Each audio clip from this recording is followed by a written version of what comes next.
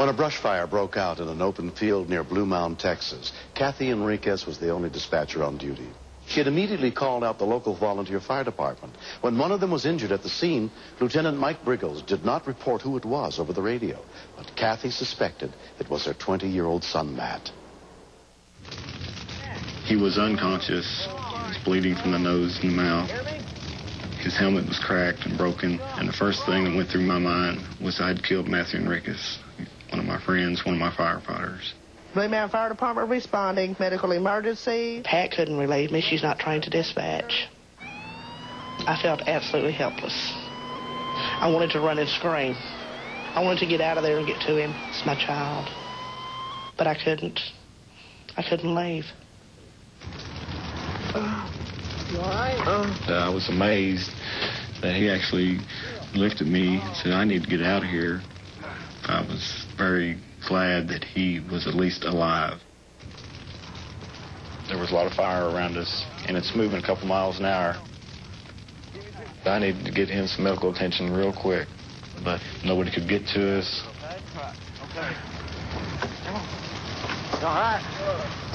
He stood up by himself and got in the truck, and that was good enough for me. I was going to get him out of there and get him across to the command center. All right, you in? Yeah. Okay, we're going to get you out of here. Hurry. Okay, here we go. All right. You're good. Get you out of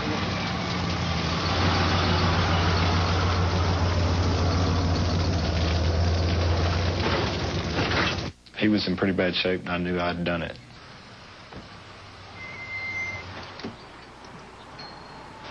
What happened, Mike? I ran him over in the fire truck. I think he fell out. Matt, you hear me? It was very evident that I ran over his head. It was very evident that I backed over his midsection with the tire. I know it's going to hurt. It's a feeling I'll never forget. Okay. He was one of my firefighters that was under my command. I know it's going to hurt. And I'd felt that I'd hurt him real bad, if not killed him. C1, any change in status on the firefighter? 10-9. 10-9, Blue Mound. 10-9 means I can't understand you. You're going to have to repeat. I ask again. Down to C1, firefighter status. 10-9, Blue Mound. They kept saying 10-9 because they knew I was dispatching. City Secretary Pat Stokes was a friend of Kathy's. It was horrible to have to watch the pain she was going through, knowing this was her child. I was so impressed at her professionalism. She stayed right on her job. She did right what she was supposed to do. And there were tears. There was fear. It was just like you could cut it with a knife. But she was there. Matt's friend, Regional Ambulance Paramedic Jim Davis, arrived within 10 minutes. I kneeled down next to him, and I asked him who he was, because I couldn't recognize him. He's ran over. What do you got? He's been ran over. He had blood coming from his ears and from his nose. Yeah. I need care for it. He had a large abrasion across the lower part of his rib cage, and he was bleeding internally. And that's not so we can stop in the field. We can only slow it down.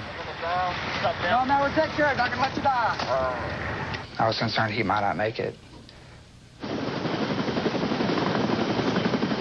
While Mike returned to fight the fire, 20-year-old Matt Enriquez was taken by Care Flight helicopter to a nearby hospital.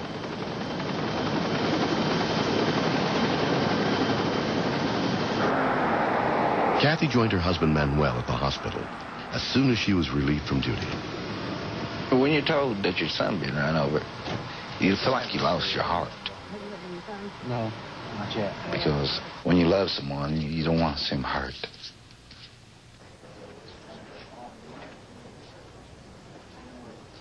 Matt. As soon as I walked to the door, he said, Mama, sorry.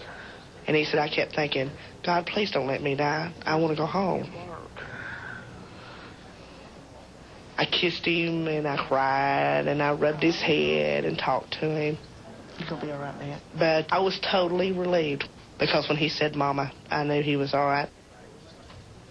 Although their son suffered back and neck injuries in the accident, amazingly, Matt's only broken bones were in his jaw and ankle.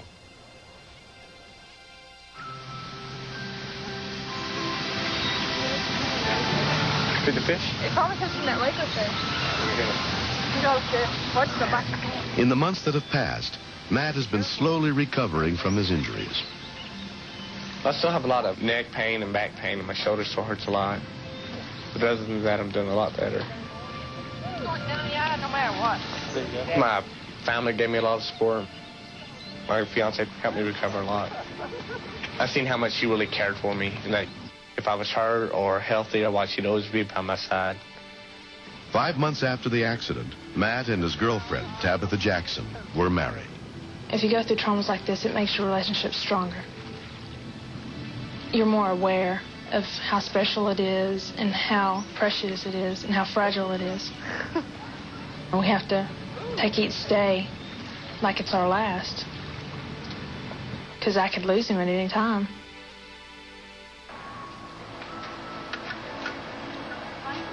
The reason the accident happened is because there was a lack of communication on the fire scene.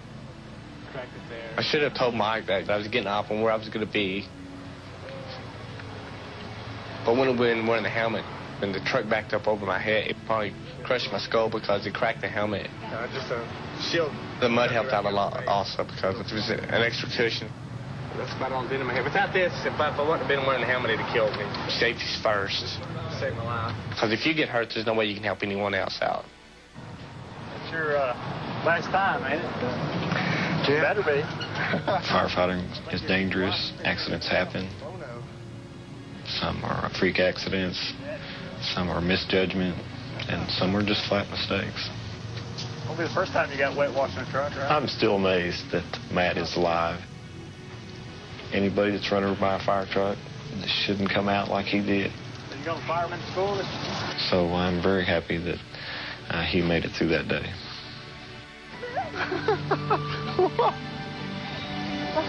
He has a whole lot to live for. He knows that his family will stand beside him. It doesn't matter what he goes through. Stop it. There's a lot of good people watching out for Matthew.